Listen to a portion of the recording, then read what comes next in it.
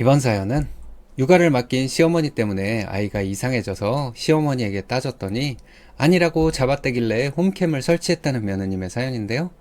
모든 증거가 나오니 시모 반응이 가관이네요. 함께 보시겠습니다. 사연 시작 전에 좋아요, 구독 부탁드리겠습니다. 채널에 큰 힘이 됩니다. 안녕하세요. 5살짜리 여자아이를 키우고 있는 35살 엄마입니다. 2주 전까지 시어머니랑 같이 살다가 이번에 분가를 했어요. 시어머니랑 계속 같이 살다가는 저희 아이가 이상해질 것 같더라고요. 원래 좋은 것만 주고 싶은 게 부모의 마음이라고 하는데 우리 시댁은 왜 그러는지 이해가 가지 않습니다.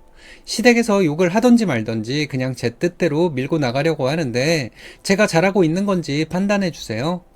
저희 시어머니는 초등학교 교사 출신이세요. 땅끝 시골에서 근무를 하시다가 건강이 많이 안 좋아지셔서 50쯤 되셨을 때 그만두셨는데요. 교직 생활에 대한 자부심이 어마어마한지 아직도 그때 얘기를 하십니다. 그리고 모든 일에 남들을 가르치려는 자세가 배어있죠. 처음엔 교육자 집안이라는 게 좋았던 것 같아요.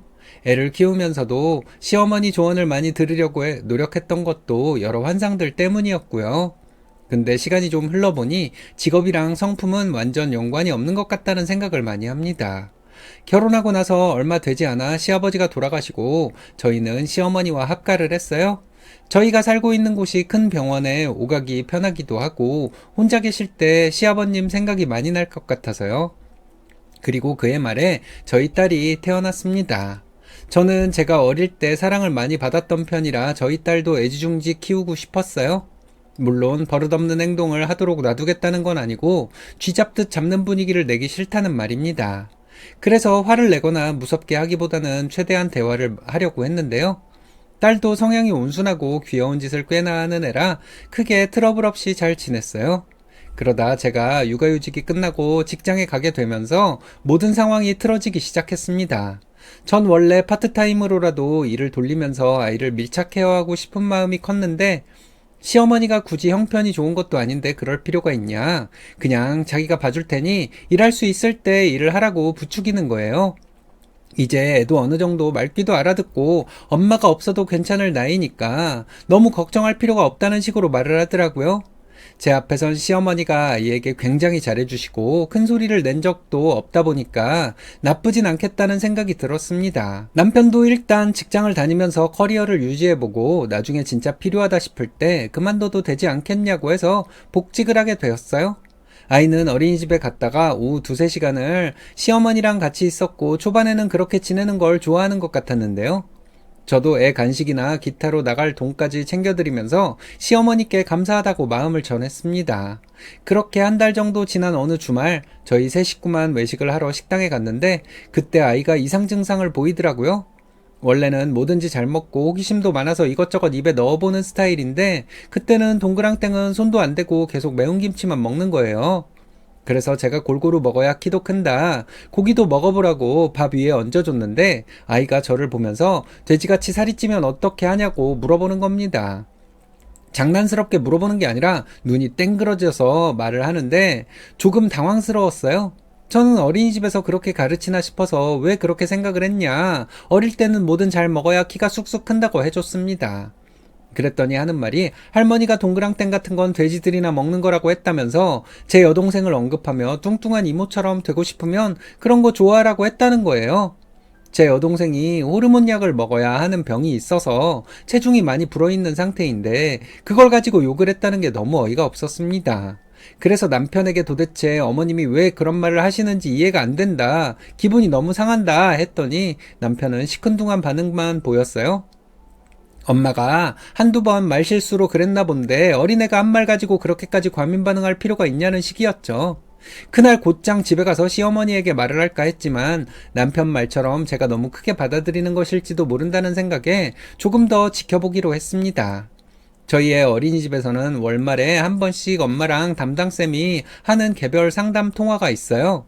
직장에 들어간 이후로 많이 신경을 못 쓰고 있었기 때문에 그 시간만큼은 꼭 잘 맞춰서 하려고 노력했는데요. 원래는 저희 딸에 대한 쌤들의 평이 아주 좋았습니다. 애가 밝고 주변 사람들이랑 잘 어울리는 다정한 성격이라면서 예쁘다는 말만 해주셨죠. 그런데 그달에는 쌤이 뭔가 말하기 머뭇거리시는 느낌이 들더라고요. 그러면서 괜히 어머님이 많이 바쁘시냐, 대화가 많이 필요한 것 같다는 식으로 돌려 말하길래 그냥 우리 애한테 지금 무슨 문제가 있는 거냐고 단도직입적으로 물어봤어요. 제가 모르는 게 있으면 불안하니까 하나하나 말해주셔도 된다, 괜찮다고 했는데요. 글쎄 돌아오는 답변이 우리 애가 어린이집에서 그렇게 욕을 한다는 거예요. 예전에는 친구들이랑 싸우면 먼저 미안하다고 하고 말도 예쁘게 했는데 최근 들어서 갑자기 친구 얼굴에 손을 갖다 대면서 험한 말을 하고 있다고 했습니다. 요즘 애들이 워낙 여러 가지 미디어에 노출이 많이 되고 있다 보니 그런 경우가 종종 있긴 한데 저희 딸은 그게 아니라 가까이서 누군가를 따라하고 있는 것처럼 말을 하더라고요. 쌍시옷은 기본이고 친구의 엄마나 아빠를 들먹이면서 하는 욕들을 하니까 옆에서 있던 선생님들도 깜짝 놀랄 정도라고 하는 겁니다. 쌤이 지금은 괜찮지만 나중에 애들이 배울까봐 걱정되고, 실은 어린이집에서 점점 저희 딸을 안 좋아하는 아이들이 늘어나고 있어서 가정에서 지도를 해달라고 조심스럽게 말을 하는데 제 얼굴이 다 화끈거리고 쥐구멍이 있다면 들어가서 숨기라도 하고 싶더군요.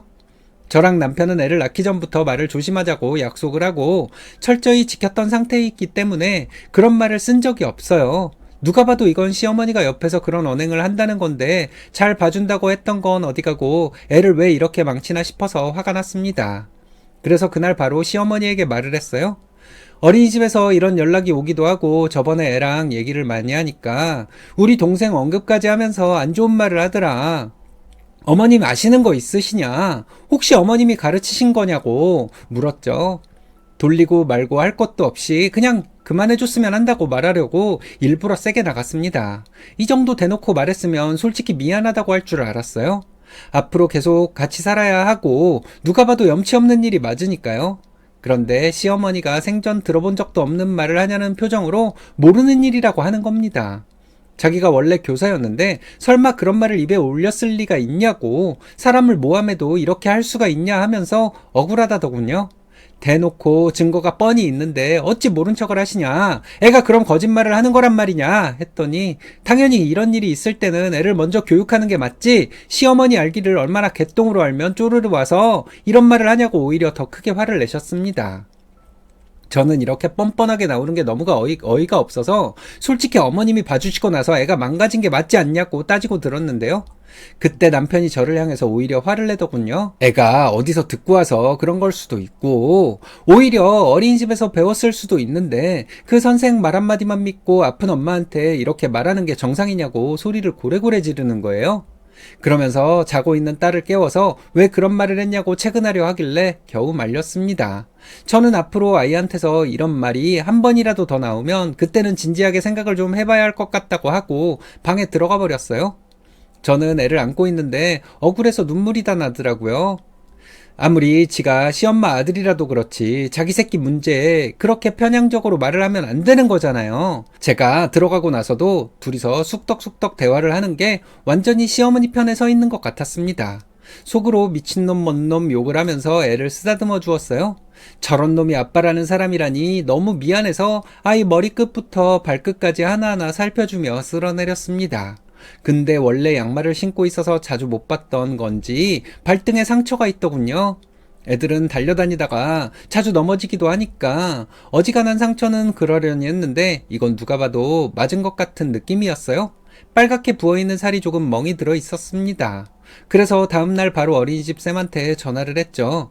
누가 우리 애를 때린 거 아니냐? 혹시 친구들 사이에서 그런 거 없냐? 물었더니 요즘 애들이 저희 딸 주변에 가지를 않아서 그런 일은 없을 거라고 하더라고요.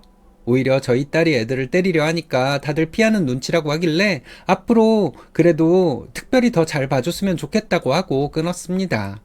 그때 제가 사무실에서 통화를 하고 있었는데 제 통화 내용을 듣던 동료가 갑자기 가정용 홈캠 얘기를 하는 거예요. 요즘 가정용 홈캠 알지? 애가 자주 다치고 멍들면 그걸로 한번 봐봐. 니네 시어머니 딱 잡아떼는 거 잡을 수 있을지 누가 알아? 처음엔 굳이 그렇게까지 해야 하나 모르겠다 싶었는데 생각해보니 꽤 좋은 방법인 것 같더라고요. 그래서 아주 작게 눈에 안 띄는 걸로 하나 구매를 해서 거실 선반 구석에 뒀습니다.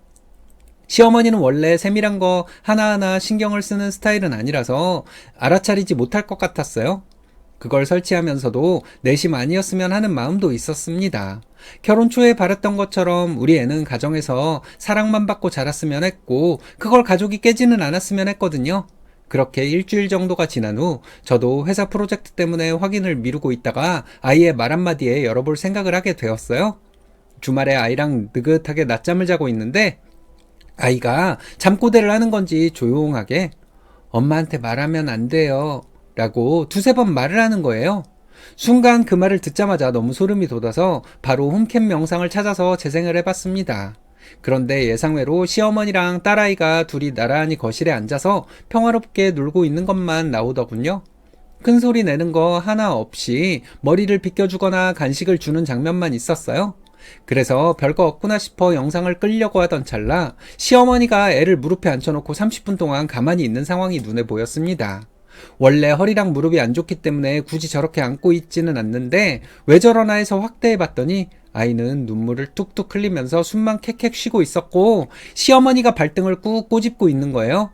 그리고 뒤이어 아이 귀에 대고 뭐라고 속삭이는 게 나왔습니다. 아이는 그 자리에서 얼어서 가만히 있다가 시어머니가 놔주니까 제가 자는 안방으로 달려들어갔고요.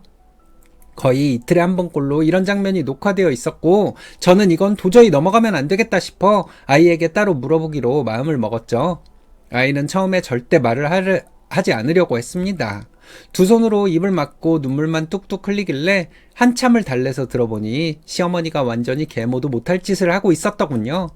아이에게 건강하려면 선생인 자기 말을 잘 들어야 한다며 억지로 김치를 먹게 하고 자기가 원하는 자리에 앉아있지 않으면 발등을 꼬집고 욕을 했대요. 어린이집에서 친구들에게 했던 말들도 다 시어머니가 했던 말을 따라한 거고 아이는 그게 나쁜 건지도 모른 채로 쓴 것 같았어요.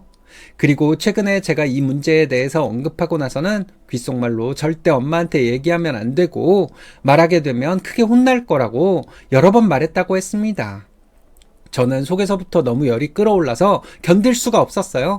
어떻게 할머니란 사람이 손녀한테 이럴 수가 있는지, 초등학교도 안 들어간 아이를 왜 그런 건지 너무 따지고 싶어서 그날 밤에 아이를 친정에 보내고 삼자대면을 했습니다.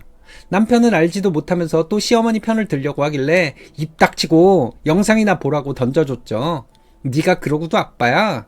아무리 그래도 네 자식이 어떤 취급을 당하고 있는지는 알아야지. 시어머니는 제가 예상치도 못한 걸 들고 나오니까 눈빛이 흔들리는 것 같았습니다. 그래서 단도직입적으로 말했어요. 저한테 저번에 했던 말 다 거짓말 아니냐? 왜 애 발등을 꼬집고 공포스럽게 만들면서 욕까지 했냐? 그리고도 사람이냐? 해버렸습니다. 남편은 제게 그 말버릇이 뭐냐며 또 두둔하려고 하길래 따귀를 한 대 때렸어요. 내가 자식 문제가 걸려있는데 앞뒤 가리게 생겼나요? 미친놈이 제가 고상하게 나가니까 정신을 못 차리더라고요. 말 좀 해보세요. 왜 그러셨냐고요. 시어머니는 아무 말도 안 하고 있다가 제가 소리를 지르고 눈을 부릅뜨니 그제서야 네가 오냐오냐 하면 애가 싸가지 없이 자라니까 일부러 그런 거다. 그것도 다 교육인데 무슨 참견이냐 하며 교육이 뭔지도 모르면서 까분다고 비웃었습니다. 여러분, 이게 교육인가요? 무슨 어느 나라 교육법이 그런 거라고 그런 말을 하는지 너무 어이가 없어서 우리 애가 뭘 그렇게 잘못했길래 그랬냐고 물었더니 먹을 때도 다 묻히고 먹고 맨날 인스턴트 식품만 먹으려고 하는 거, 자기 아픈데 옆에서 계속 시끄럽게 하면서 예의를 안 갖추는 거, 가만히 있으라고 해도 뛰어다니면서 정신사납게 하는 거를 다 잡은 거라 합니다. 너무 태연하게 자기는 교육을 안 한 거고 제 방식이 문제가 많아서 고치는데 한참 걸렸다는 말을 하더군요. 저는 도저히 안 되겠다는 생각이 들어서 시어머니 양 발등을 꽉 꼬집어 버렸습니다. 얼마나 세게 꼬집었는지 시어머니가 발버둥을 치더라고요. 그러거나 말거나 다시 꽉 꼬집어 버리면서 말했어요. 어머니가 제대로 교육을 안 받으신 거네요. 아픈 사람 배려해서 같이 살자고 한 건데 예전부터 하던 못된 버릇을 못 고쳤으니까 교육 좀 받으셔야겠어요. 그러자 남편이 저를 뜯어말리려고 일어나길래 발로 걷어차버리고 시어머니도 밀쳐 넘겨버렸습니다. 저는 우리 애는 더 이상 마마보이 아빠, 미치광이 할머니 밑에서 못 키우니까 앞으로 애 볼 생각하지 말아라. 그리고 녹화본 다 있으니까 고소할 거다 하고 소리를 질렀어요. 남편은 가족끼리 뭘 그렇게까지 하냐고 했지만 저는 너 같은 쪼다 새끼를 믿고 살았던 내가 바보다. 자식을 망쳐놓는 한이 있더라도 넌 네 엄마를 그렇게 우쭈쭈하고 싶으면 그렇게 좋아하는 네 엄마랑 잘 살아보라고 하고 친정으로 왔습니다. 그렇게 한 일주일 정도 연락을 안 받고 아무런 소식을 안 알려주니까 남편도 애가 탔는지 저희 친정엄마한테 전화를 걸어서 울고불고 난리도 아니더라고요. 제발 용서해주라고, 이혼은 절대 안 된다고 했다길래 일주일 안에 시어머니랑 분가하고 우리를 선택하든 아님 이대로 우리는 끝이라고 문자를 보내둔 상황입니다. 아는 사람 통해 들어보니까 빼도 박도 못하는 증거가 있고 남편이 무책임하게 행동했기 때문에 이혼 소송을 하더라도 제가 유리하다고 하네요. 남편이 잘 정리할 수 있을지 지켜보려고요. 저야 아쉬울 것 없죠 뭐. 그동안 아이에게 너무 큰 짐을 준 것 같아 이제부터는 아이만 지키며 살아가려고 합니다. 그러니까 나중에 취하는 한이 있더라도 시어머니를 경찰에 신고는 일단 해야죠. 기록을 남겨두는 게 중요하니까요. 저 초등학교 저학년 때 1년 내내 난로 당번 시키고 저를 괴롭히던 은사님이 생각나네요. 예전에 공무원이랑 선생이랑 사돈 맺는 거 아니란 말이 있었잖아요. 요즘은 그런 게 없어졌지만 예전에는 그 직업군이 받는 게 버릇돼서 받으려고만 하니까 내 새끼 선생님은 내 선생님이라고 우리 부모님들은 내 선생님한테 깍듯했죠. 선생님한테 부당하게 혼난 거 엄마한테 말하면 엄마한테 2차로 혼나고, 그러니 선생들은 점점 더 독불장군이 되는 악순환이 지속됐던 거예요. 와이로가 판을 치던 시절 공무원들이 얼마나 어깨에 힘주고 살았겠어요. 이런 예전 모습에 지금도 교사나 공무원에 대해 색안경을 쓰고 보는 사람들이 많아요. 예전에 그 직업군에 몸담고 있던 사람들도 사회 초년생 때 그 단체의 생태를 보고 배운 거니까 좀 이해를 해주고 싶은데, 색안경을 쓰고 보게 되니까 좋은 점은 안 보게 되고 안 좋은 점은 크게 부각돼 보이는 거죠. 선배들이 부도덕하게 누린 것들 때문에 후배들이 억눌려 있어야 하는 것도 부조리이긴 하네요.